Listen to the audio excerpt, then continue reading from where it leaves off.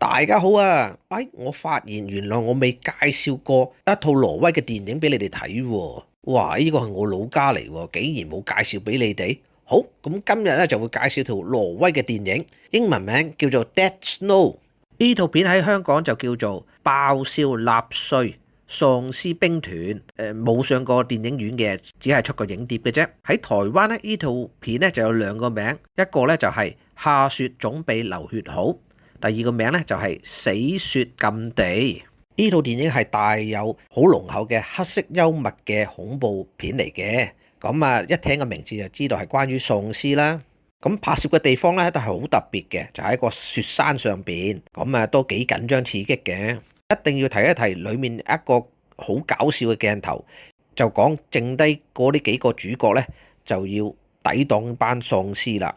咁咧個個都有唔同嘅武器嘅，咁有啲有錘仔啦，有啲嘢就有電鋸嘅。咁電鋸嗰個咧，嗰個威力就特別大，咁啊殺得最多喪屍。但係咧有一次咧就唔小心失手，就俾隻喪屍咧咬到隻手掌。咁佢二話不說咧，好啦英雄咧就將隻手掌自己斬咗落嚟，梗係痛到阿媽都唔認得啦。咁佢隔離個朋友話：哇，你咁勇嘅？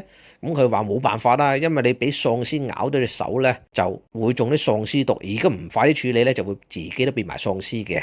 咁佢哋一路喺度圍住啊，擋住啲喪屍啊，但係冇留意到原來有一隻喪屍就偷偷地匿埋喺佢嘅腳底下邊，因為佢哋喺雪山咧，所以好多厚雪擋住遮住就唔知道。咁佢突然間趌起個頭上嚟，嗰隻喪屍就咬咗佢嘅千秋萬代，簡稱做春代啊。